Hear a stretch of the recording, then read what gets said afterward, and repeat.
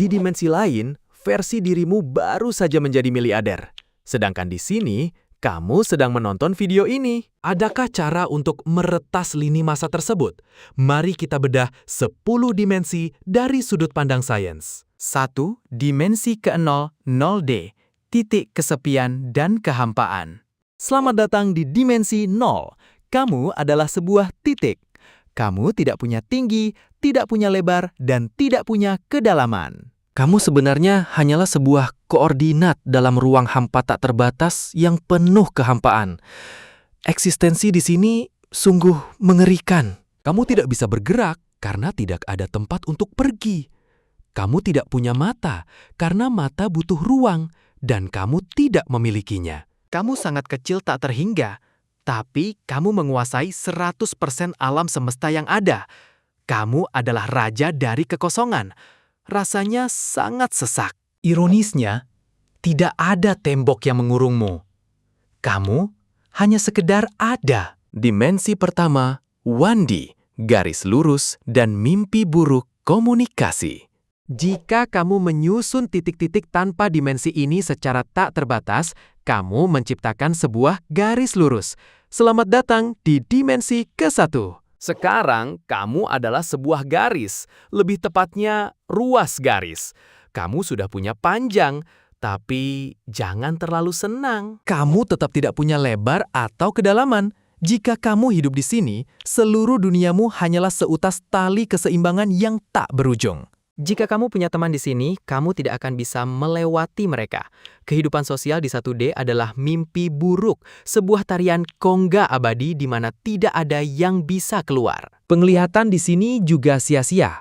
Kamu tidak akan melihat sosok manusia. Kamu hanya melihat satu titik warna saja. Kamu tidak pernah tahu apakah mereka garis yang panjang atau pendek. Kamu hanya menatap sebuah titik selamanya. 3. Dimensi kedua, 2D, dunia datar. Jika kamu menumpuk garis lurus yang tak terhingga berdampingan, kamu mendapatkan sebuah bidang datar. Ini adalah dimensi kedua, atau flatland. Kamu sekarang adalah sebuah poligon, segitiga, persegi, yang punya panjang dan lebar. Kamu bisa bergerak maju, mundur, ke kiri, dan ke kanan, tapi tidak ada konsep atas atau bawah. Jika seseorang dari dunia 3D menusukkan jari ke alam semestamu, kamu hanya akan melihat sebuah lingkaran daging misterius muncul entah dari mana, membesar lalu menghilang. Selain itu, biologi di 2D adalah bencana. Jika kamu punya saluran pencernaan dari mulut ke bawah, itu akan membelah tubuhmu jadi dua, dan kamu akan hancur. 4. Dimensi ketiga, 3D, rumah kubus dan ilusi visual. Jika kita menumpuk persegi datar yang tak terhingga, kita menciptakan sebuah kubus. Selamat datang di dimensi ketiga. Ini adalah rumah, tempat kamu menyimpan barang-barang. Tapi, mari lihat secara objektif. Meski ada di 3D, kita tidak benar-benar melihat 3D. Retina matamu itu datar, jadi kamu hanya melihat proyeksi 2D dari dunia ini. Otak menggunakan cahaya dan bayangan untuk menebak kedalaman. Jika seseorang berdiri di balik tembok, mereka akan menghilang. Bagi makhluk yang lebih tinggi, 4D, kita terlihat sangat malang. Mereka bisa melihatmu dan melihat jantung, otak, serta makan siangmu tanpa perlu membedah. Sama seperti kamu melihat gambar 2D. Kamu tidak punya rahasia bagi dimensi yang lebih tinggi. 5. Dimensi keempat, 4D, waktu, hantu, dan cacat teknis, glitches. Hakikat waktu, objek 4D hanyalah tumpukan momen 3D yang tak terbatas. Bayangkan hidupmu sebagai seekor ular fisik panjang dari lahir sampai mati. Di 4D, kamu adalah objek raksasa yang berisi semua momen eksistensi secara bersamaan. Di sini, kamu bisa berjalan ke saat baru lahir atau melihat Perang Dunia II di samping penemuan iPhone seperti perabot di ruangan. Fenomena aneh terkait 4D. Tamu tak kasat mata. Kadang kamu melihat bayangan hitam lewat atau merasa merinding. Itu bisa jadi potongan melintang dari makhluk 4D yang sedang berjalan melewati kamarmu, meninggalkan noda gelap di udara atau sedang mengintip di balik bahumu. Matamu tidak bisa memproses bentuk mereka. Barang hilang.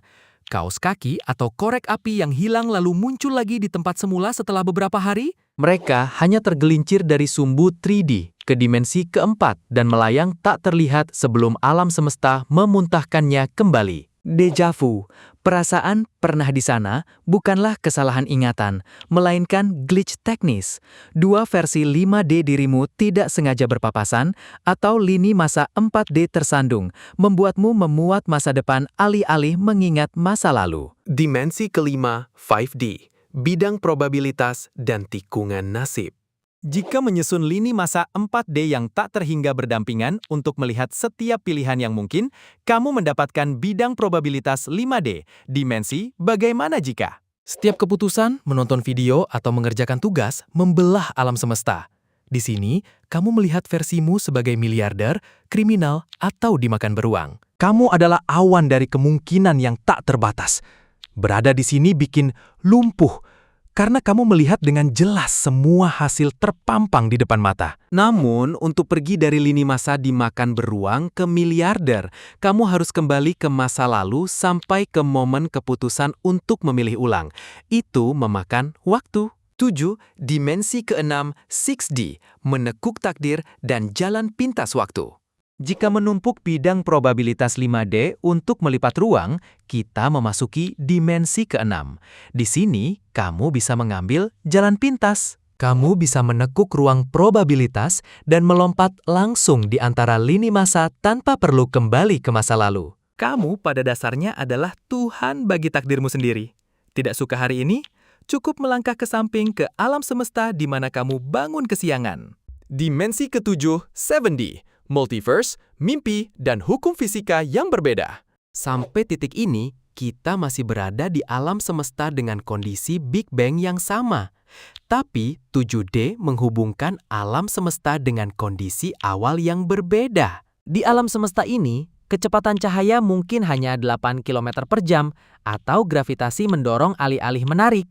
Ini adalah garis lurus yang menghubungkan semua alam semesta yang mungkin dengan segala hukum fisika. Mimpi, saluran TV 7D. Saat tidur, kesadaranmu masuk ke server lain. Mimpi aneh di mana kamu bisa terbang atau dikejar monster adalah realitas versimu di dimensi ke-7, di mana hukum fisika dan biologi sangat berbeda. Kamu sedang melihat kamera pengawas kehidupan varian lain. Orang asing yang kamu rindukan dalam mimpi mungkin adalah belahan jiwamu di lini masa lain. Dimensi ke-8. 8D, bidang dari segala realitas. Jika menumpuk garis 7D yang tak terhingga berdampingan, kita punya bidang 8D. Ini adalah kumpulan semua realitas yang mungkin dan hukum fisika. 8D memungkinkan kamu bergerak di antara alam semesta yang berbeda ini secara efisien. Kamu tidak hanya menukar lini masa, kamu sedang menukar kode sumber dasarnya. Itulah perbedaan antara mengganti saluran TV dan menulis ulang hukum fisika agar TV itu berubah menjadi sebuah sandwich. Dan dimensi ke-9, 9D, jalan pintas lintas multiverse. Melipat bidang 8D, kita mendapatkan dimensi ke-9, jalan pintas pamungkas. Ingin ke alam semesta di mana orang-orang berjalan di langit-langit? Cetik, kamu sudah di sana. Ingin ke tempat manusia berbentuk segitiga? Cetik, kamu bisa mengakses sepenuhnya segala hal yang bisa kamu bayangkan dan bahkan hal-hal di luar imajinasi. 11. Dimensi ke-10, 10D, kemutlakan dan hipotesis simulasi. Akhirnya, jika memadatkan realitas 9D yang tak terhingga ke dalam satu titik saja, kita menyentuh dimensi ke-10. Ini adalah ujung jalan. Ia mencakup segalanya. Yang sudah terjadi, yang mungkin terjadi, yang tidak mungkin terjadi, semua hukum, semua lini masa dalam satu titik tunggal. Tidak ada tempat lain untuk dituju, tidak ada apapun di luar ini. Berada di sini adalah kemutlakan. Kamu adalah segalanya, sekaligus bukan apa-apa. Dimensi ke-10 kembali ke hakikat yang mirip dimensi 0, sebuah titik. Ini menjadi membosankan lagi. Mungkin sebaiknya kita tetap di 3D, setidaknya di sana ada pizza. Hipotesis tentang simulasi pamungkas. Jika dimensi ke-10 adalah kode sumber yang berisi semua kemungkinan, ada kemungkinan semua dimensi ini hanyalah data dalam sebuah hard disk peradaban tingkat tinggi. Kita mungkin hanya karakter dalam permainan The Sims. Efek Mandela, salah mengingat peristiwa sejarah, adalah saat pengembang memperbarui perangkat lunak dan menulis ulang file simpanan. Langit yang berubah warna atau kucing yang mengulang gerakan hanyalah lag, latensi server. Semoga mereka tidak mencabut steker hanya karena bosan. Jika kamu ingin menjelajahi banyak hal menakjubkan yang ditakuti orang lain, tekan tombol subscribe sekarang juga. Dan jika kamu sudah menekan subscribe, selamat datang di rumah.